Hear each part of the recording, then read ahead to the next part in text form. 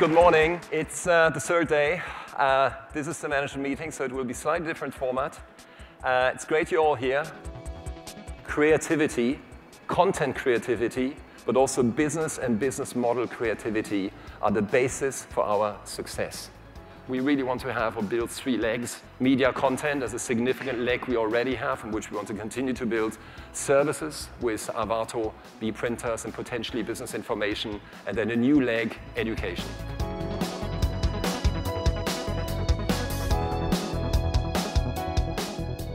I mean, this is such a happening area in the Silicon Valley. There's a lot of ideas, and one of the things that always come out is think about the customer, but not just your current customer, but what would a customer want, some time down the line.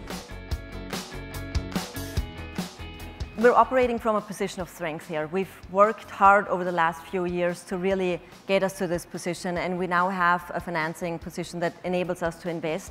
1.6 billion invested already this year, several billion available for the next few years.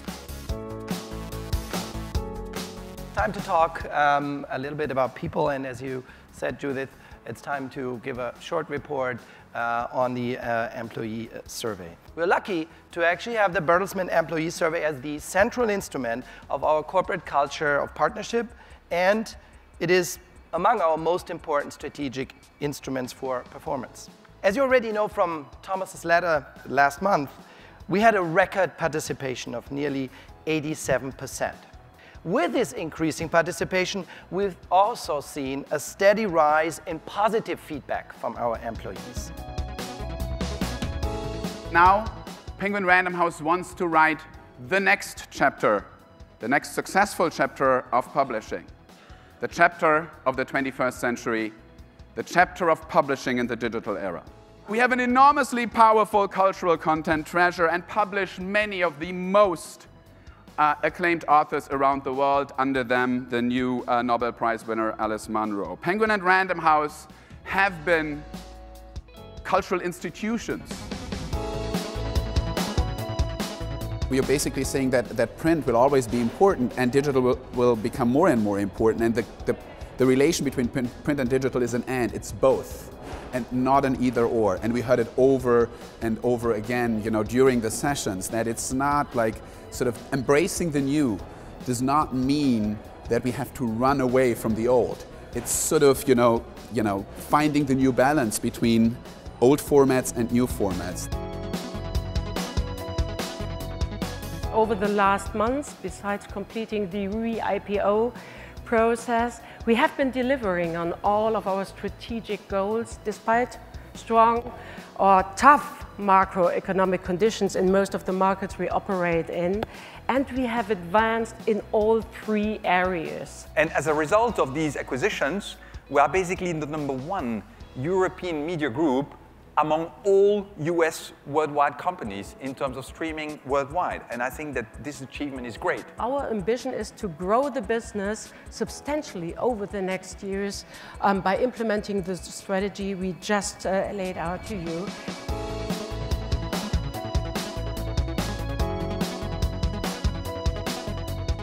I think the RTL Group has to be aware of the fact that digitization is on the one hand a challenge, as digitization means fragmentation of the market is going to continue. There will be more and more channels, more and more platforms.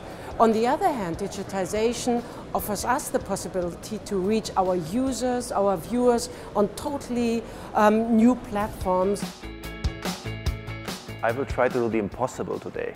I will try to explain you Avato. We want to become the most innovative, agile, flexible, and international company. We decided to go to work for 6 countries. That's Germany and France, that's the most strongest for sure. We're doing quite well in China and Spain. And I personally would like to focus on the US and the UK.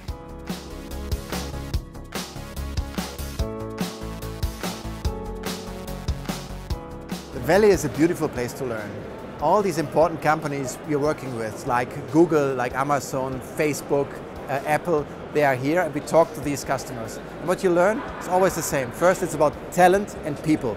Have the right talent and the right people.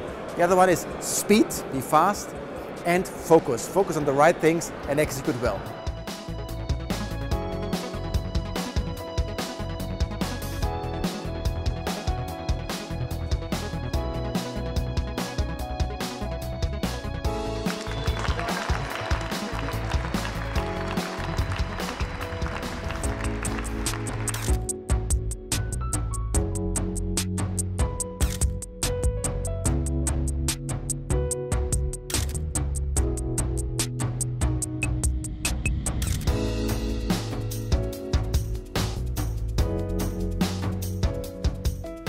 In our strategic definition, the growth regions for us is the BIC, B-I-C, Brazil, India, China. We have exciting plans for Bertelsmann on corporate level, what relates to education businesses and digital businesses. About a year ago, we opened the corporate center. This was June 2012. And we were very lucky in the first year to have the opportunity to invest in two of the, I would say, blue chip local funds in Brazil. Cherry on the top this year, not only would we grow at 12%, which is the sectorial growth rate, we will grow at double that rate, which is more than 25%, actually 28%, which talks about what Thomas said in the beginning. Our businesses are strong, they are very well respected and are very relevant in these markets. Because we have this clear strategic framework, we also know exactly what we want to do in the next 15 to 18 months. The priorities are very clear. We're going to deliver in the various parts of the group what we promised. And once we are well advanced on this, we're going to make the next significant steps. There is no other media company with as much and as diverse content as we have. Bertelsmann is a creative powerhouse. I think there's absolutely no doubt.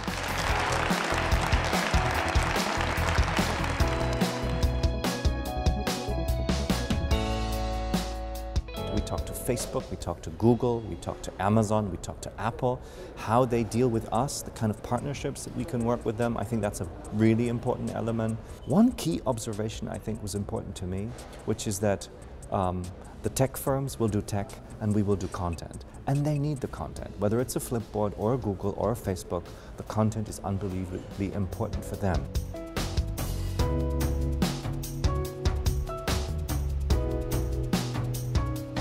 Frankly, I think people can be very confident, self-confident about what we have achieved. If we would continue at this pace, frankly, this would be amazing and it would be really good.